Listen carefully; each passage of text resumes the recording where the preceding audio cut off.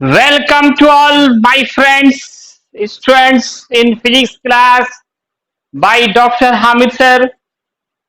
दोस्तों, आज हम फिर करंट इलेक्ट्रिसिटी लेकर आए हैं। पिछले क्लास में एक नए यूनिट का शुरुआत किया गया था, करंट इलेक्ट्रिसिटी।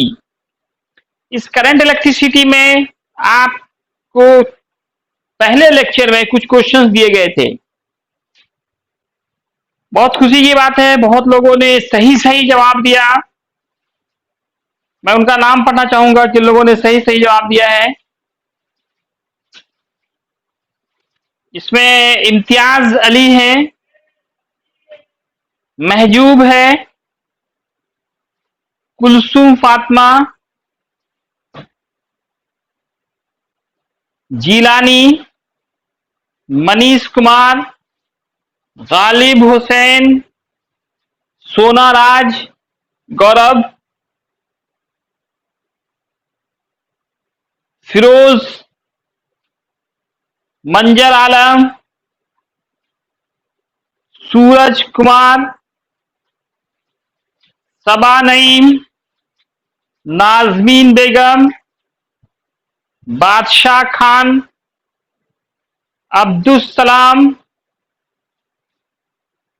अनीस अहमद, मनीष कुमार, जीलानी, फैजान। इस तरह के बहुत सारे स्टूडेंट्स ने बहुत अच्छा किया, तीनों ही सवाल का सही जवाब दिया। लेकिन क्या इतने ही स्टूडेंट्स हैं एक्टिव? बाकी लोग क्यों रखे हैं मोबाइल? आप लोग मोबाइल का यूज कीजिए। जो होमवर्क मिलता है उसको जरूर आप YouTube के कमेंट बॉक्स पे जाकर उसका सही सही जवाब देने का कोशिश करें, एक्टिव बने थोड़ा। और एक और शिकायत है आपसे कि आप लोग लाइक नहीं कर रहे हैं। आखिर प्रॉब्लम क्या है लाइक करने में? लाइक का बटन दबाना कितना मुश्किल काम है। इसलिए आपसे रिक्वेस्ट है, आप लाइक का बटन दबाएं। देखिए दोस्तों, अभी मैंने पूरा इलेक्ट्रोस्टैटिक 4 महीने पढ़ाया, उसके बाद फिर करंट इलेक्ट्रिसिटी शुरू किया। कुछ लोग अभी तक जो है ना जीरो पे हैं, मतलब एक भी रुपए फी जमा नहीं किए हैं। उन लोगों से कहना है कि वो ऑनलाइन आप गूगल पे जो भी यूज करते हो वो हमसे कांटेक्ट करके अकाउंट नंबर लेके उस पर डाल सकते हैं। आप खुद सोचिए, कोई आदमी मेहनत कर रहा है तो आपका क्या फर्ज बनता है। ताकि मैं डेली वीडियो डालूं, इसके लिए जरूरी है कि आप लोग फी को जमा करने की कोशिश करें, ऑनलाइन ही सही। तो दोस्तों, आज हम लोग इलेक्ट्रिक करंट पे आ रहे हैं। जो पिछला रिवीजन था वहां से शुरू कर रहे हैं। ये फॉर्मूला आपने पढ़ा था, बहुत सारे फॉर्मूले इलेक्ट्रिक करंट के बताए गए थे। अच्छा, एक लड़के ने पूछा कि सर करंट इलेक्ट्रिसिटी और इलेक्ट्रिक करंट में क्या डिफरेंस है। हमने जबकि दोनों का डिफिनीशन लिखा दिया, फिर भी उनको डिफरेंस समझ में नहीं आता है। ये करंट इलेक्ट्रिसिटी तो एक ब्रांच ही हुआ फिजिक्स का, जिसमें आप चार्ज के मोशन में रहने से बहुत सारी जैसी घटनाएं होती है, heating effect, chemical effect, magnetic effect, इन सब का आप स्टडी करते हैं कि अगर चार्ज मोशन में हो तो क्या क्या हो सकता है। वो पूरी घटना, ये पूरा चैप्टर, इसके बाद का भी 3-2 चैप्टर, वो सब करंट इलेक्ट्रिसिटी में आएगा। तो करंट इलेक्ट्रिसिटी कोई फिजिकल क्वांटिटी नहीं है, जबकि इलेक्ट्रिक करंट हमारा क्या एक फिजिकल क्वांटिटी है जिसका यूनिट डायमेंशन होता है। और ये करंट इलेक्ट्रिसिटी एक पूरे यूनिट का नाम हुआ जिसमें आपको 3 चैप्टर्स पढ़ने पड़ते हैं। बात समझ में आ गई? तो चलते हैं, आगे बढ़ते हैं, इसके होमवर्क पे आते हैं। होमवर्क मैंने दिया था कि एसआई यूनिट क्या होगा किसका, इलेक्ट्रिक करंट का। एक तो ये होमवर्क था कि SI unit of electric current, इसका ऐसा यूनिट होता है एम्पियर या फिर coulomb per second. Coulomb per second को ही आप कह सकते हैं एम्पियर कहते हैं। ऐसे देखिए, यहां से निकालिएगा तो वोल्ट पर ओम भी हो रहा है, वोल्ट पर ओम भी हो रहा है। ऑब्जेक्टिव का जमाना हो सकता है कि आपको थोड़ा सा कंफ्यूज करने के लिए ये भी ऑप्शन में डाल दे, वोल्ट पर ओम। लेकिन जो फेमस है वो एम्पियर ही है। दूसरा याद रखें कि कूलम पर सेकेंड को क्या कहा जाएगा। ये भी आजकल ऑब्जेक्टिव है, 50% ऑब्जेक्टिव है, क्वेश्चन कुछ भी बन सकता है। Coulomb per second he is called ampere. अब जैसे पूछे 1 एम्पियर क्या होता है, तो आप ये कह सकते हैं 1 coulomb per second is equal to the 1 ampere. 1 capital A भी आप इसे लिख सकते हैं। डायमेंशन की बात करें, डायमेंशन 1-2 का डायमेंशन हमको गड़बड़ लग रहा था। खैर आपको हम समझ रहे हैं कि डायमेंशन लिखने में थोड़ा दिक्कत होता है वहां पे। Dimension of electric current, electric current का क्या डायमेंशन होगा। तो दोस्तों ये फंडामेंटल क्वांटिटी है, तो इनका डायमेंशन आप सिर्फ ए लिख सकते हैं, सिर्फ कैपिटल आई लिख सकते हैं, कैपिटल एस लिख सकते हैं, या अगर पूरा लिखना हो तो एम पे पावर 0, एल पे पावर 0, टी पे पावर 0 और आई, या फिर A, M not, L not, T not, A, इस तरीके से आप लिख सकते हैं। अगला पॉइंट नोट में याद रखें कि इलेक्ट्रिक करंट स्केलर है या वेक्टर है। क्या है दोस्तों, देखिए इलेक्ट्रिक करंट पे कंफ्यूजन की बात होती है कि इलेक्ट्रिक करंट का डायरेक्शन फिक्स होता है। पिछले क्लास में भी मैंने कहा था चार्जेस हमेशा हायर पोटेंशियल से लोअर पोटेंशियल की तरफ जाता है, इसी तरह से करंट भी वही होता है। जिधर चार्ज का फ्लो होगा वही डायरेक्शन करंट का होगा, लेकिन इलेक्ट्रॉन के फ्लो का अपोजिट होता है। तो क्या देख रहे हैं कि इलेक्ट्रिक करंट का डायरेक्शन फिक्स होता है, तो क्या ये वेक्टर है, क्या ये एक वेक्टर क्वांटिटी है। यहाँ लोग कंफ्यूज कर जाते हैं। याद रखें इलेक्ट्रिक करंट का डायरेक्शन फिक्स होते हुए भी ये वेक्टर नहीं है। क्यों नहीं है, याद कीजिए मैंने 11th में कहा था, पढ़ाया था कि वेक्टर होने के लिए सबसे इंपॉर्टेंट कंडीशन है it must obey, it must obey vector rule of addition. Vector rule of addition को फॉलो करता हो। तो ये इलेक्ट्रिक करंट जो है वो वेक्टर रूल ऑफ एडिशन को फॉलो नहीं करता है, so it is not a vector quantity. ये तुम्हारा भी चैप्टर है। इलेक्ट्रिक करंट इज नॉट ए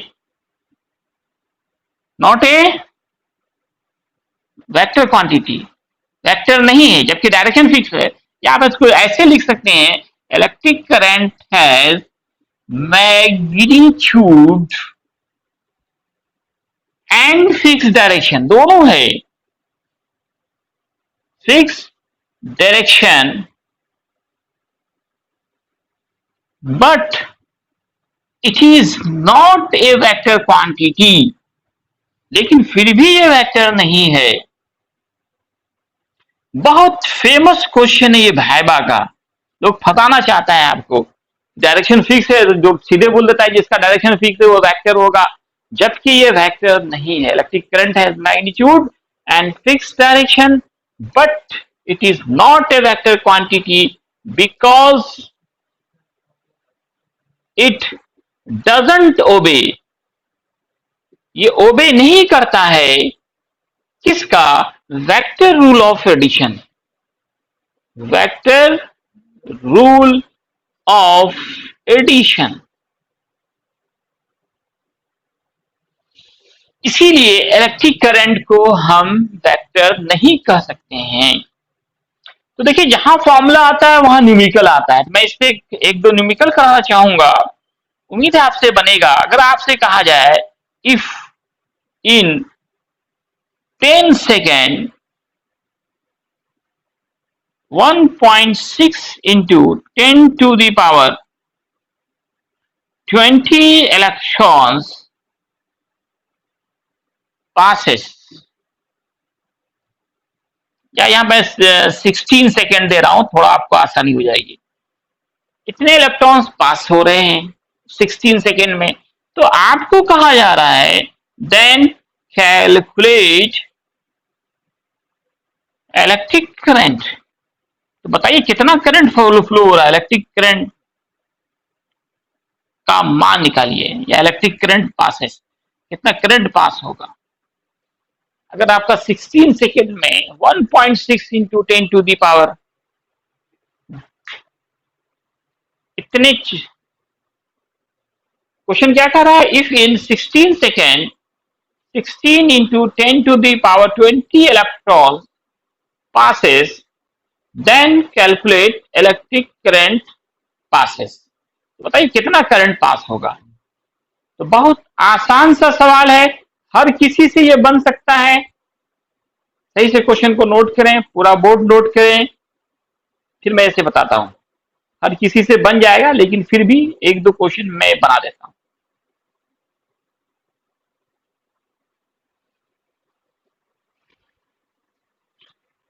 यूसुफ क्या आंसर होगा?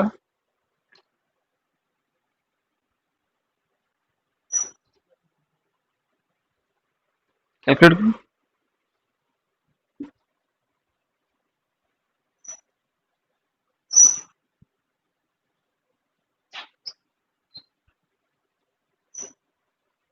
तो दोस्तों किसी भी क्वेश्चंस को, न्यूमेरिकल्स को बनाना हो तो मैंने कहा है पहले सॉल्यूशन और गिवन आप जरूर लिखें। यहाँ पे क्वेश्चन में टाइम दिया हुआ है 16 सेकेंड और नंबर ऑफ इलेक्ट्रॉन्स दिए गए हैं वन इतना 1.6 इंटू 10 टू दी पावर 20। निकालना क्या है, electric current. I is what, I का फॉर्मूला आपने पढ़ा है Q बाई टी, और फिर Q को N गुने E पढ़ा है आप। अब यहां पे आप मान पुट करें, N हो गया 1.6 10 टू दी पावर 20, E का भी मान याद है -19, और टाइम हमारा 16 सेकेंड है। इस पॉइंट को हटाइए, यहाँ 10 डाल दिए और इस 16 को खलास कीजिए, कट कीजिए। अब बचा क्या आपका 1.6 10 पे पावर 20 है, यहाँ -19 है, 20 माइनस 19 और एक 10 नीचे है, ये भी माइनस हो जाएगा। तो 1.6 और 10 पे पावर ये आपका पावर 0 है। अब इसको सॉल्व कीजिए, 10 पे पावर 0 है, 20 माइनस 20 0, तो किसी पे पावर 0 हो तो वैल्यू 1 होता है। तो आंसर हमारा हो गया 1.6 एम्पियर। इस तरह से कितना करंट फ्लो हुआ, कितना पास होगा, इलेक्ट्रिक करंट पासेस फ्लो जो भी दिखा रहा है, तो आपका आंसर होगा hence electric current equal 1.6 ampere. इसी तरह का मैं डिफरेंशिएशन पे बेस्ड क्वेश्चन दे रहा हूं। आजकल देखा जा रहा है कि हर साल 12th बोर्ड में एक क्वेश्चन जो है डिफरेंशिएशन पे बेस्ड क्वेश्चन दिया जाता है। अगर चार्ज का फंक्शन दिया जाए, मान लेते हैं आपको दिया गया है if Q is equal to the t square plus 10t minus 20, और कहा जा रहा है then calculate electric current. Electric current निकालने हैं, पासेस इन 10 सेकेंड। 10 सेकेंड में कितना करंट पास होगा। यहां पे जो चार्ज है Q, वो फंक्शन ऑफ द टाइम के फॉर्म में है, और टाइम दिया गया है, आपको निकालना है कितना करंट फ्लो होगा कि पास होगा, वो आपको फाइंड आउट करना है। तो दोस्तों इसके लिए कौन सा फॉर्मूला यूज करेंगे, सॉल्यूशन और गिवन लिखना ना भूलें। Q बराबर है T square plus 10t minus 20, time is 10 second. आपको क्या फाइंड आउट करना है, इलेक्ट्रिक करंट। इलेक्ट्रिक करंट का फॉर्मूला याद कीजिए, एक डिफरेंशियल फॉर्म जो है dq बाई dt है, dq बाई dt है। तो आप यहां पे Q का जो मान फंक्शन के फॉर्म में डाला गया है उसको पुट करें। Q का क्या वैल्यू है, इक्वेशन मान सकते हैं। Q का क्या फॉर्म है, T square plus 10t minus 20।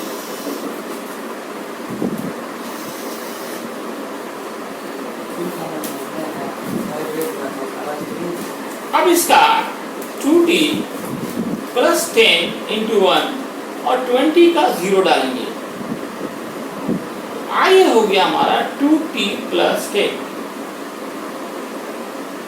Differentiation आता है ना आपको, डिफरेंशिएशन क्या करते हैं, यहाँ t है, ये t का फंक्शन है, t पे पावर 2 है, इस पावर को नीचे उतारेंगे, पावर में 1 घटा देंगे, प्लस 10 और t पे पावर यहाँ 1 है, 1 करेंगे और 20 का 0 करेंगे, तो 2t प्लस 10 आ गया। अब इसमें करना क्या है, टाइम का मान पुट कर देना है। पहले मैं आप नोट कर दें, पहले डिफरेंशिएट करें और फिर जो इक्वेशन आए इसमें हम लोग टाइम का वैल्यू पुट करेंगे। अब पुटिंग का काम तो आप खुद कर सकते हैं। टाइम हमारा 10 सेकेंड है, मैं इधर इरेज कर रहा हूं।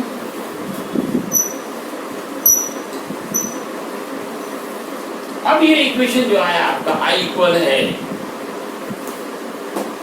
2t प्लस 10, इसको इक्वेशन हम लोगों ने सेकंड माना है, इसको पुट किया जाए by putting t equal 10 in equation second. तो I क्या होगा, 2 into 10 plus 10 that is 20 plus 10 that is 30। Hence हमारा इलेक्ट्रिक करंट का मान आ गया 40 एम्पियर। पूरा एम्पियर भी लिख सकते हैं या फिर ए लिख सकते हैं। तो दोस्तों इस तरह के क्वेश्चंस पूछे जाते हैं। एक क्वेश्चन मैं आपको होमवर्क में दे रहा हूँ इसी तरह का, फंक्शन के टर्म में if q is equal to the tq minus 10, then calculate electric current flow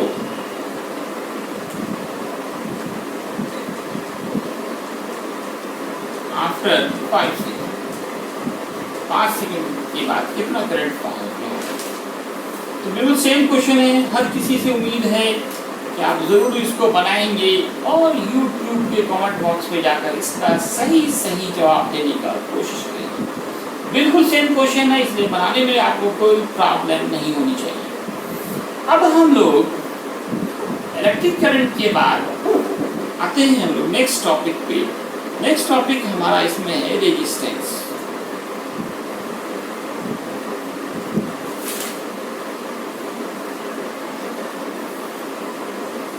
what is resistance? Resistance किसको हिंदी में आप इसको जानते हैं प्रतिरोध कहते हैं। हर किसी को इसका डिफिनेशन 10th में ही पढ़ाया जाता है। आप में से हर कोई जान ही रहे होंगे रेजिस्टेंस क्या होता है। What is resistance? रेजिस्ट करना, रुकावट, बाधा। आप इसको स्पीड ब्रेकर कह सकते हैं। क्या कह सकते हैं? Speed breaker. क्या करता है स्पीड ब्रेकर? आपकी स्पीड को कम कर देता है। इसी तरह से रेजिस्टेंस जो है वह करंट के फ्लो को कम करने का कोशिश करता है। एक इंटरनल प्रॉपर्टी होता है रेजिस्टेंस जो है, वो इंटरनल प्रॉपर्टी होता है, आंतरिक गुण होता है। ये सब में पाया जाता है, ऐसा नहीं कि सिर्फ बैड कंडक्टर में पाया। हर एक ऑब्जेक्ट के अंदर पाए जाने वाला एक इंटरनल प्रॉपर्टी होता है रेजिस्टेंस। एक ऐसा प्रॉपर्टी जिसके कारण वो इलेक्ट्रिक करंट के फ्लो का अपोज करता है। इलेक्ट्रिक करंट के फ्लो का अपोज करता है, उसी इंटरनल प्रॉपर्टी को रेजिस्टेंस कहते हैं। कंडक्टर के अंदर भी रेजिस्टेंस होता है, लेकिन वहाँ कम होता है। उससे ज़्यादा सेमीकंडक्टर में होता है और सबसे ज़्यादा ये इंसुलेटर में होता है। जनरली मोस्टली हर एक ऑब्जेक्ट के अंदर ऑब्जेक्ट होगा तो रेजिस्टेंस कुछ होगा ही। तो रेजिस्टेंस क्या करता है? करंट के फ्लो का अपोज करता है। एक इंटरनल प्रॉपर्टी होता है। The internal property the internal property of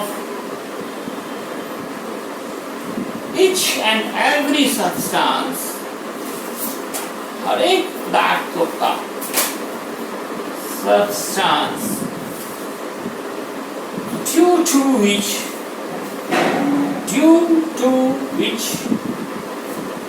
it opposes the flow of electric current, electric charges या इलेक्ट्रिक चार्जेस भी बोल सकते हैं।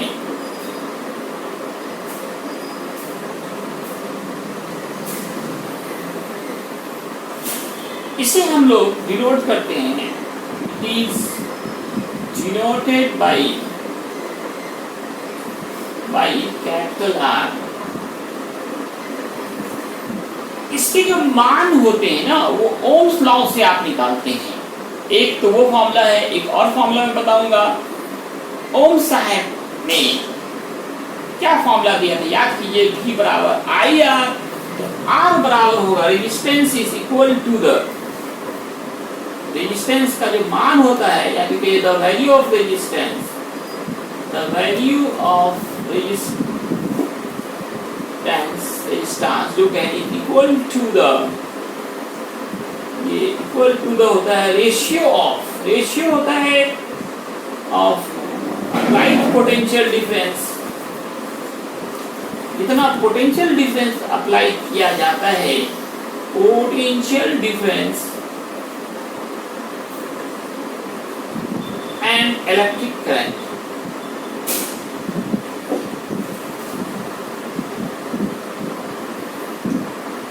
The value of resistance is equal to the ratio of applied potential difference and electric current passes। कितना electric current pass हुआ, कितना potential difference लगाया। दोस्तों पोटेंशियल डिफरेंस को ही वोल्टेज कहते हैं। वोल्टेज बढ़ता है, करंट बढ़ता है, तो वोल्टेज कितना आपने लगाया और कितना उससे करंट फ्लो हुआ, उन दोनों का रेशियो ही रेजिस्टेंस का मान देगा। किसी सर्किट में R का मान निकालना है तो पोटेंशियल डिफरेंस V लिखते हैं और करंट को I लिखते हैं। R का ये फॉर्मूला हमारा हो गया, रेजिस्टेंस का फॉर्मूला V/I। V क्या है, पोटेंशियल डिफरेंस PD, और I क्या है, इलेक्ट्रिक करंट।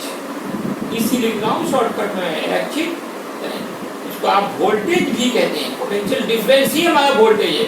आप यदि बोलते हो वोल्टेज घट गया, बढ़ गया, तो क्या बोलते हैं, पोटेंशियल डिफरेंस ही होता है। वोल्टेज क्या होता है, पोटेंशियल डिफरेंस।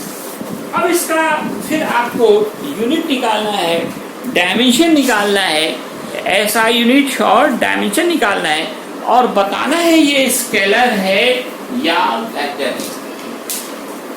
आप आसानी से बता सकते हैं क्या है, ये स्केलर है या वेक्टर है। तो फॉर्मूला पे ध्यान दीजिए, फॉर्मूला से ही हम लोग निकालते हैं ये स्केलर है कि वेक्टर है। तो फॉर्मूला में क्या देख रहे हैं कि हमारा V और I आ रहा है, ये दोनों स्केलर है। पोटेंशियल डिफरेंस, वोल्टेज, ये पोटेंशियल, ये सब स्केलर होता है और इलेक्ट्रिक करंट भी स्केलर है। स्केलर बाय स्केलर स्केलर ही होगा, इसलिए हम कह सकते हैं कि रेजिस्टेंस एक स्केलर क्वांटिटी है।